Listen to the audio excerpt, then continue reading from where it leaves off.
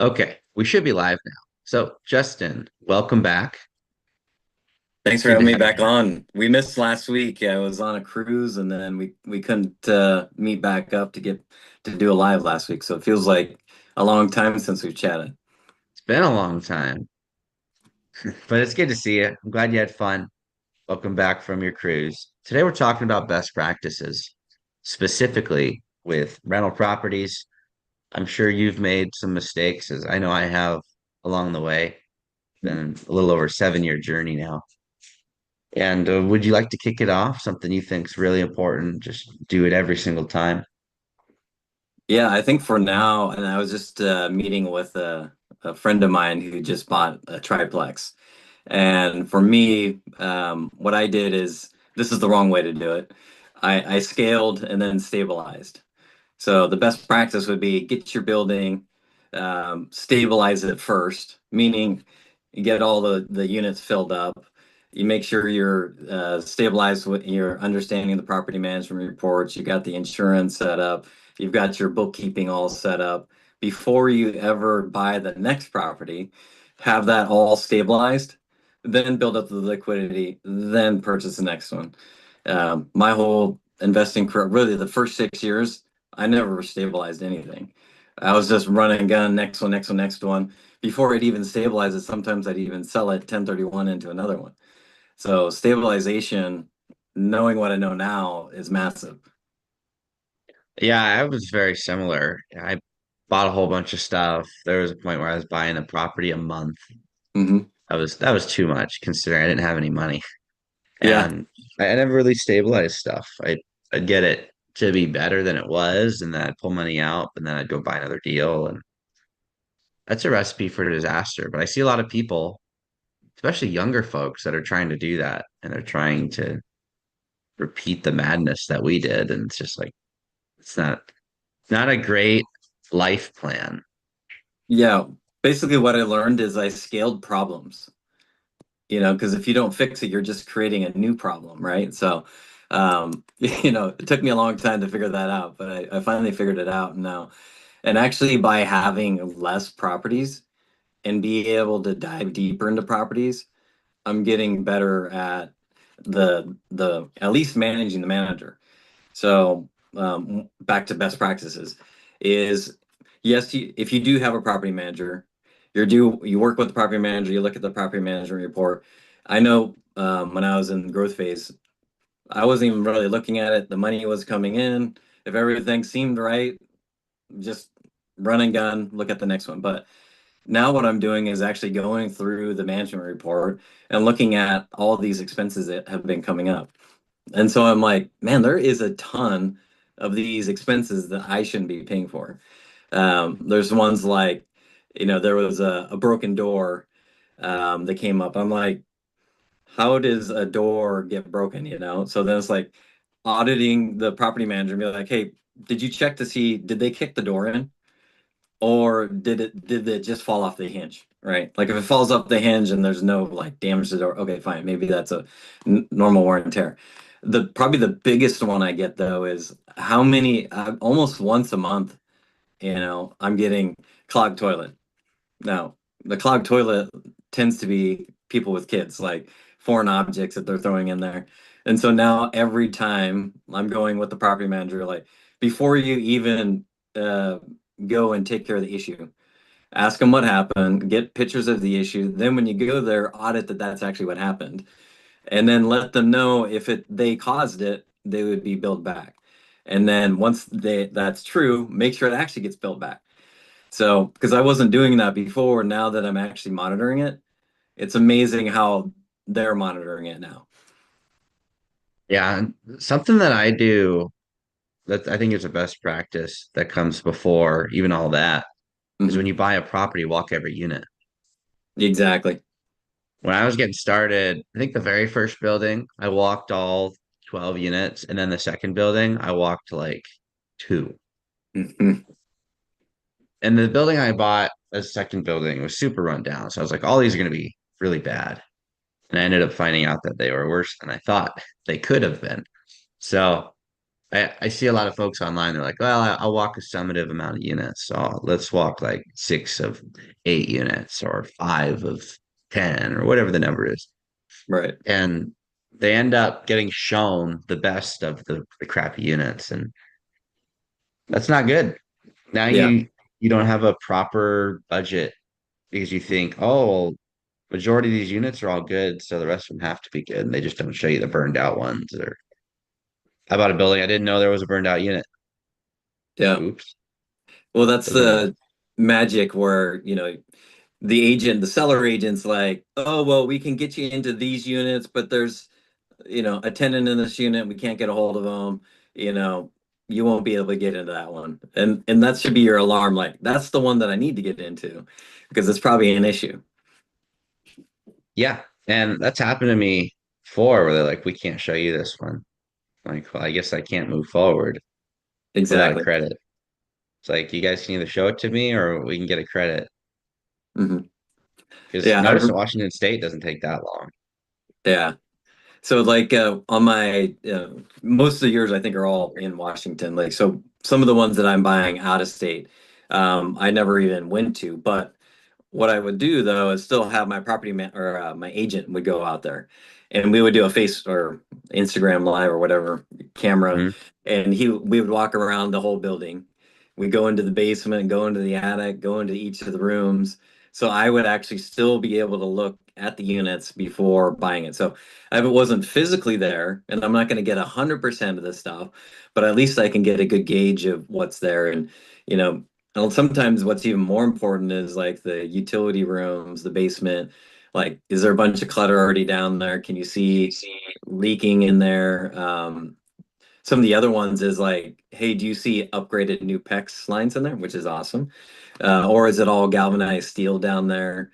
So every little bit that you're going into is factoring into, is this a good deal, or do I need to start renegotiating on the new stuff that I'm seeing that I didn't know about when I submitted the offer? Yeah. And there's lots of little things you can miss. Do you Mhm. have a checklist of things you're looking for, or have you organized that in your head? I don't really have a checklist. It's much more that I just see everything in it, and the more that you see, the more experience you get on what to look for. So, for example, I went in this one in Yakima, and it was one of the units. So it was actually one of the best units. So I was like, oh, great. But there was a old bed in there, no sheets on it, and like a plastic bag with clothes. And my fault, I didn't ask, hey, what's going on with this unit? I was like, oh, this looks like a good unit. No issues here. The other ones were, quite tragic. So I factored that into my offer. But come to find out, so that one unit, the reason why it was like that is like the guy never moved in all the way because he went to jail. And so by the time I bought it, he got out of jail, and he was the biggest problem tenant probably I've ever had in terms of legal with cops and everything and the neighbors. So be on the lookout for that. Like if you see that the unit has it's not vacant and it looks nice and you see some clothes in there, make sure you ask like where are the tenants? Like are they actually living there? If they are living there, you're gonna want proof that they are there, like security deposit and stuff like that. And when's the last time you talked to him? Because if I would have known that he was in jail when I bought it, I would have I could have just waited on the purchase, let the person come back, get more information on how this tenant's going to be. But yeah, that was took me like a year probably to actually get that tenant out. Yeah, I've definitely dealt with my fair share of the cops. I bought the hood. I bought the ghettos of Moses Lake. Mhm. There have been some interesting stories, and if people get arrested in Washington, there's been like hold times. I have to hold the unit, and it's then you got to put their stuff in storage after a whole long process. It's kind of crazy. I don't know if you've dealt with a whole bunch of that in Washington, but Uh, it's not fun. If not anything that goes below perfect, rentals cannot be fun. say that last part again. If if your business goes a little less than perfect, Oh, then it's not super fun in yeah. Washington. Seems like more people are moving now. Dion just listed his duplex, Port Orchard. Did you see that? I saw that, yeah. Offer review date is I think Monday or Tuesday next week. So he'll know right away. If he sells that, then I know he's been looking at other states to move to. I think he was talking about Utah, Tennessee, and maybe one other one, something like that. Yeah, I'll give him an offer for 400. We'll see if he takes it. I think it's listed at 715, I believe. Yeah. So I'm more than half. Yeah. What are some other best practices you think people should know about? It could come from the purchase process. It could come from when do I consider refinancing? How much of a drop should I get? What what do you think? Yeah, in terms of refinancing, this is like a general rule of thumb from what I've heard is that if you're able to go, for example, 7% to 6%, 1% drop or more, the cost, because there is cost to do a new loan, that 1% drop typically is worth the refinancing, such that I can't remember if it's a year payback or 2 year payback, but it's a short enough payback to where it makes sense, right? So for you, I think you're going from like 8 to 6 or 8 to 6.5, something like that. Totally makes sense. For me, like I haven't, most of my loans that I have aren't necessarily, I only have one that's a high loan, which I'm looking at refi. That's the only one I'm looking at refining. And that one actually is above, I want to say that one's at like 9%. And I can probably get 7% pretty easy on this one. So it probably makes sense for me to pull the trigger on that and refi it. But generally, that's what I hear: 1% drop in interest rates. Yeah, I'm working on going from 7.25 to 5.95. It's the first time I've seen, or if it goes through, that'll be the first time I've ever had a commercial loan under six. Hmm. Granted, barely under six, but I will be saving like a point and a quarter. So that'll be kind of nice. It's around $1,000 a month in interest that I'll be saving. Dang, yeah, that's huge. Well, $1,000 a month in interest, and then I'm imagining your principal pay down portion is probably, well, I guess you're resetting the amortization, so it may not be as high actually. So you might It's not be actually going to paying. go, it'll go up a little bit. Nice. There you go. So Yeah, that's a because double win. it is. Because I had a first mortgage with this bank at 7% flat. And then I had a second mortgage at 8%. And I originated them at different times. So right now my principal pay down is like $800 and $1 million loan at 595. The interest is going to be just shy of 5 grand a month. And the payment's around six. So my principal pay down will actually go up a couple $100 if it goes There you through. go. Yeah. I love it. Trying to optimize the debt.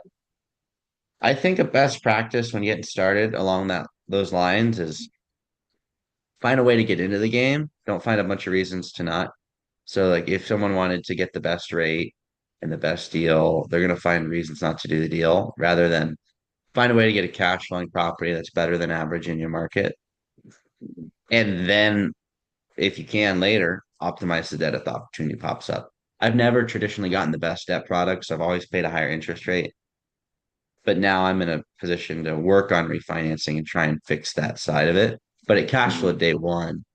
So I'd say best practice is getting in where you fit in, getting in a cash flowing property, but not stopping yourself from doing so just because you're not getting the best rate or it's not the perfect low down deal.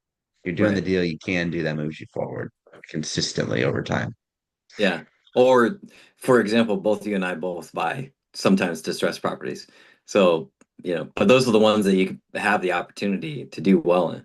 So I get, and I'm sure you get this a lot too, where people are like, "Hey, how do I get started?" And you can even show them like a property. I mean, like this one actually makes sense. Just buy this property, and they're like, they'll come up with so many reasons on why it doesn't work. It's like, oh, it seems risky. Oh, it's out of state. Oh, it needs too much work. It's too much money, right? Too much money never stopped you, right? Because like, you're always able to find somebody with money, right? As long as I think you say deal, then debt, then equity. So as long as the deal makes sense, you're able to go find the money and make it happen, right? So that's usually the biggest hang up I see is it's more the mental block versus the financial block. And it's kind of funny that you'll see it on people who are have careers and they're in management and they're very proficient at their career.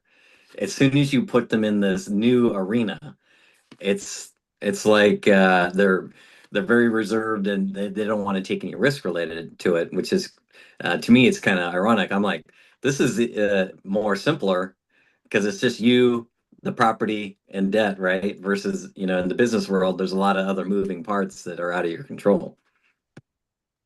Yeah, and money should not be the issue. However, I will say if I started over, I probably would have started with a house hack. I would have found a way to house hack like a duplex or a triplex or something like that, where I could maybe carve out some bedrooms, may add beneficial use to the property and try and get my costs low as possible before raising money and doing apartments. I think that would Right. have been a better chronological order, but we are where we are.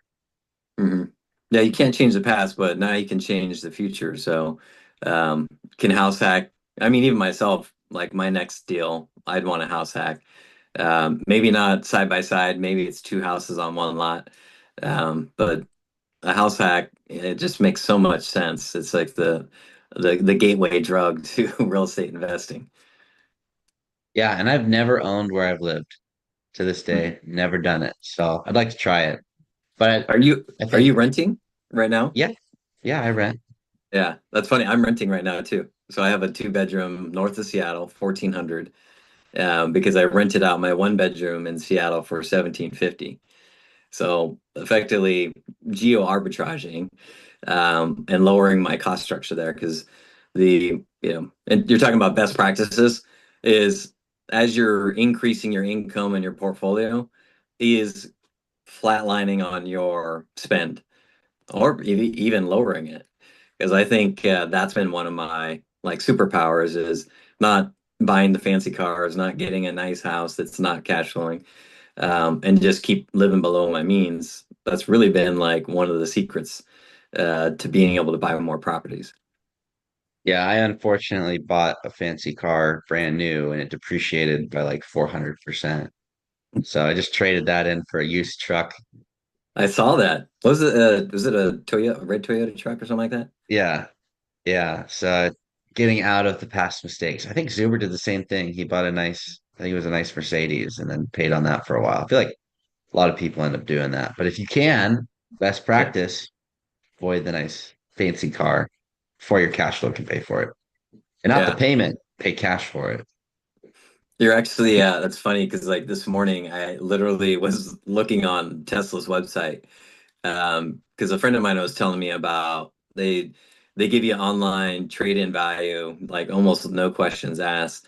And what I'm really interested in is because you know, on my agent business, it's a lot of interaction. And so like every time I'm driving, whether it's a phone call or somebody's texting me, if I had that full what do you call it, FSD, full service driving, I mean the amount of extra stuff I could be doing on the road, like for me to go to Seattle, it takes an hour. For me to go to Tacoma, which is south of Seattle, it take an hour and a half, 2 hours. So like the value of me being able to get an extra hour to 2 hours, when I'm on the road is pretty massive. So I'm like, even if I trade in my car, it might make sense just to give me that time back. Assuming it'll let you take I've never done it. So if it lets you take your hands off and can text and call, to me that would make a ton of sense.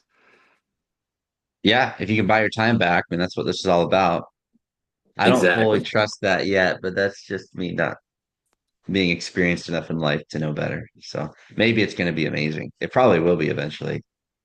Oh yeah. Pretty One, soon they one, all will be. Because if everyone's full FSD, then they all know where they're all going in theory. yeah, one of my only car crashes ever. I was stopped at a light with a car in front of me. I was on the self-driving mode. Granted, not the full self-driving. It was just the self-driving that keeps you in the lane, will take the turn, all that. Right. and I haven't really used it since because it accelerated. The car in front of me moved to take a right and it accelerated and they stopped and it rear-ended them at like 5 or 10 miles an hour. Well, at least it's only 5 or 10 miles an hour. Yeah. So that I don't really use it much since then, but I have trust issues because of that. My best practice is keep hands on the wheel. Do your Yeah, that best. 101 level, yeah. I was in terms of best practices, I was just thinking of another one. For me, uh, I never got great at bookkeeping. I'm just starting now, and I'm like in year 10. And so like I would recommend getting your books. Now, QuickBooks Online is kind of the main one. I think most people are using, or their accountants are using it. But there's other ones like Stessa, and I'm sure there's multiple other ones. But if I was doing it all over again, I would have put everything into like a QuickBooks thing that tracks all your properties, income and expenses, so that as you scale it up, it's much easier to know where the money's going, do financial reporting, get your taxes turned in on time. Because like my, pretty much from like 2018 to 2024, it was chaos. Like my books were just a hot piece of garbage. So I'm just now starting to get it caught up and finally got a good tax advisor that's helping me um, uh, use all the tax code to my advantage. So, which is nice because like before, my previous tax person actually I ended up paying taxes. So with the new guy, now we're going trying to go back and redo previous years to then get the credit back. So, if you get your books right from day one with one property and each property as you go, it makes it much easier. Yeah, and I'm on year 7 and I'm same boat as you. So it's not just you. It's probably most people Yeah. put the books Well, off. you do a lot more partnerships, and that's part of why I got out of the partnerships. I was like, man, I've got my books, these 3 books that I'm managing, and then there's a partnership where one of the partners manages it. So then you've got all these like I got the K1s coming in and merging them, and then my partners don't do extensions. So they're like hounding, like, hey, like I need my taxes like quickly. And I'm like, well, I normally file in October and they want to do it in April. So there's always this contention, when you have the partners, because they don't, if they're not investors outside of what you're working on, they're thinking that you should have like, oh, it's Q1 of the year, I should have the books already for the prior year. So now, if you were doing your books at all times, probably could happen. But for me, I don't think I've filed my taxes before October since probably 2017, 2018. Yeah, I'm always in October. So Yeah. I'm trying to be sooner, but it just happens. So I'd say another best practice. I mean, tracking the books is one thing, but putting money aside is another. In the beginning, 100% of my money went towards expansion. Hmm. Say 95% of my money went towards expansion, 5% went to living. So I was just funneling all the money back in, never kept anything. I think it'd be wise for folks to pick a number, whether it's 20%, 40%, 30%, 10. Every time you get any money, it goes into reserves. So 100%. right now, because I'm playing catch up, 50% of all of my money goes into reserves, which is unfortunate because it forces me to live on less than I'd like to. But Yeah. you do what you got to do. So I'd pick a number and say every time I get a paycheck, every time I get a cash flow check, every time I get a cash injection, if I get 100 grand on a cash out refinance, 50,000 is going to go for expansion or fund money, and 50 grand is going to go towards reserves. I'm 100% aligned. That's I'm actually doing that right now. So me on my agent business, now what I'm doing is as I get the money in, which these tend to be not as frequent but large chunks of money.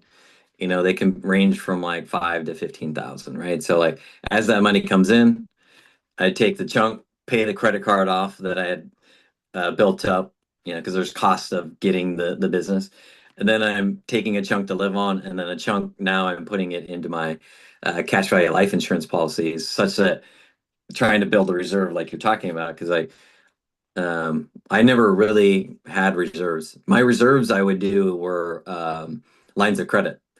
So if I needed something, okay, I go to line of credit and then use it and then pay the line of credit off. So now that works in a perfect world, but if there is another global financial crisis, the first thing that banks do is cut these lines of credit. So you now in my position, if I needed money and then they cut the line of credit, okay, now I'm stuck, right? I'd have to sell something off quickly. So Yep, yeah, if you have that reserves, it gives you the flexibility. absolutely. Yeah, and that's why I'm trying to do it, especially now that I'm married and you're soon to be, I Hmm. believe. Yep. So like your priorities change. Scaling at whatever cost is not fun forever. I see people Right. that try and do it forever, but it doesn't seem fun to me.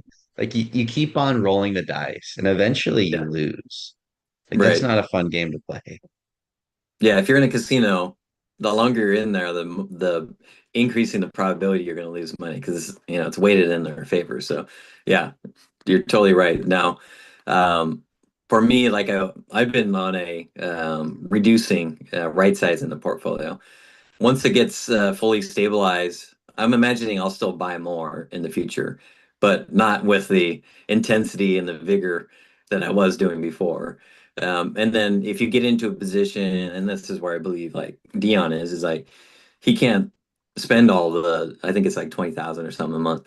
So like even if when he's in Thailand, he's like a king with 5,000. So if he's got 15,000 a month, it it starts building up really fast. And so Mhm. he's probably still buying properties, and I'd probably still buy properties. Just maybe it's less leverage or more raising the standard on your deal. So Yeah. like I would do deals to do deals versus doing deals that are great deals. So back to you and what Dean's saying is like better is better, not more is better. So definitely as even if 10 years from now we have all of these properties potentially could be 50% less leverage or maybe even all paid off, so you're kicking off a ton of cash flow. I would probably just level one would be I'd still be buying because you probably want to get into this thing where you're using that depreciation to offset some of the income to decrease your tax value.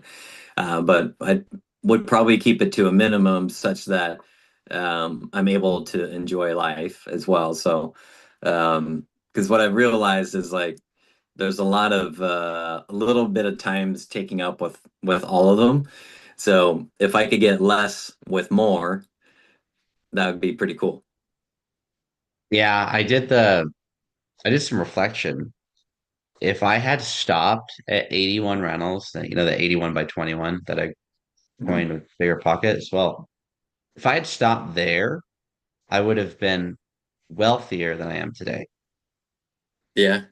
which is a big bummer. Hmm. So you don't need more. There's a certain point where you really don't. You could do it with 10 rentals, 20 rentals. So I'd say another best practice is really get clear on what your goals are. What do you want? And Yeah. do you have enough? Then you can figure out, do you have enough to actually achieve those goals? Because if I had done that reflection back then, I wouldn't have bought it anymore. If I Yeah. really understood that idea, which I didn't. I think and I think we're in the same spot where it's like the vanity metric is property count, it's unit count, it's total income coming in. But the real like sexy vanity metric is net cash flow. Like if I would have focused on net cash flow, I wouldn't have bought probably half the deals that I bought, right? Or I would have bought and flipped them for the chunk of money to then buy something that would have better cash flow. So, because I wasn't looking straight at the cash flow, because like I was buying alligators. You know, I had some that were negative cash flowing, but almost 0%. Sub 3% interest. So I was like, man, they are negative, but the getting a lot of debt pay down is what I thought, right? But in hindsight, I'd probably focus more on getting less deals, higher profitability, and then stacking the right ones from the get-go. Yeah, I look at some of my past deals that I bought for like I bought it based on price, but they were non-performing, like crazy alligators, like 20 grand a month negative. And Jeez, it holy was smoke. it was zero money down. Lender funded the reserve. I Yeah. flipped it and made a six-figure payday, so it didn't cost me any personal money. But that was stupid. I got a great basis on it, and there was a proven value add, but never again. That Well, was so definitely a capital gains approach, and that could have gone very poorly. do you need to use mine? Hold on 1 second. But you're good. Honda won't start, the Camaro won't start, the truck won't start. Okay. I'm just gonna call work and say, I don't know, when are you leaving? Uh, Give me like 5 minutes and then we'll charge you one of them. Okay. I gotta head off in a couple minutes here. Okay. Yeah, We well, need we to can wrap up, but best practice, buy based on cash flow, 100%. positive cash flow. I guess you have to describe if it's positive or negative. I had a person in my universe once who told me I cash flow 15 grand a month. And you look at their books, they're like, yeah, negatively. It's like, Yeah. Well, that's I guess the key there is like some of these properties I bought on paper were supposed to be 10% cash on cash.